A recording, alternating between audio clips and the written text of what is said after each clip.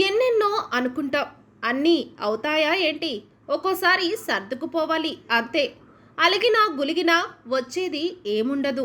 ఇప్పుడు జనసేనాని పవన్, చోటా బ్రదర్ నాగబాబు పరిస్థితి అలానే ఉంది.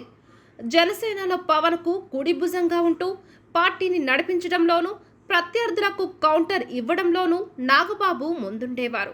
కానీ సీట్ల సర్దుబాటు తర్వాత మారిన పరిణామాలతో నాగబాబు అజ్ఞాతంలోకి వెళ్ళిపోయి సెల్ ఫోన్ స్విచ్ ఆఫ్ చేసినట్లు తెలుస్తోంది.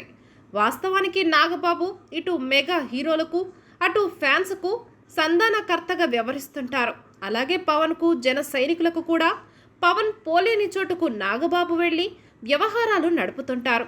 మెగాస్టార్ చిరంజీవి జనసేనకు ప్రత్యక్షంగా మద్దతు తెలపకపోయినా మెగా కాంపౌండ్ మద్దతు జనసేనకి ఉందని చెప్పడానికి నాగబాబు నిదర్శనంగా ఉండేవారు. జనసేనానికి తోడుగా నాగబాబు వెన్నంటి ఉండేవారు.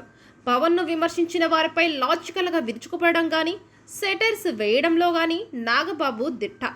పవన్కు మానసిక మద్దతుగా నాగబాబు ఉండేవారు. రాబోయే ఎన్నికల్లో బరిలో ఉండాలని నాగబాబు తహతహలాడారు. ఆ మేరకు బాగానే ప్రయత్నాలు చేశారు. జనసేనల టాప్ 3 నేతగా వ్యవహారాలు చక్కదిద్దారు. అనకాపల్లి నుంచి ఎంపీగా పోటీ చెయ్యరని నాగబాబు భావించారు. కొన్ని రోజులు ఆ నియోజకవర్గంలో కూడా పర్యటించారు కూడా. పొత్తులో భాగంగా జనసేనకు వచ్చే సీట్లలో అనకాపల్లి తనకే వస్తుందని భావించారు. కానీ సీట్ల సర్దుబాటులో జనసేనకు 2 సీట్లు మాత్రమే రావడంతో అంతా షాక్ అయ్యారు. ఆయన పోటీ చేద్దామనుకున్న అనకాపల్లి బీజేపీ ఖాతాలోకి వెళ్ళిపోయింది. దీంతో నాగబాబు తీవ్ర మనస్తాపం చెందినట్లు కనబడుతోంది. వాస్తవానికి 3 ఏళ్లలో జనసేన గ్రాఫ్ ఏపీలో బాగానే పెరిగింది.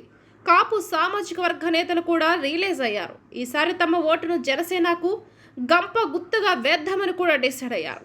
ఎందుకంటే ఈసారి జనసేనను బతికించుకోకపోతే తమ సామాజిక వర్గానికి రాజకీయంగా దెబ్బ తప్పదు అని కూడా కాపు సీనియర్ నేతలు భావించారు.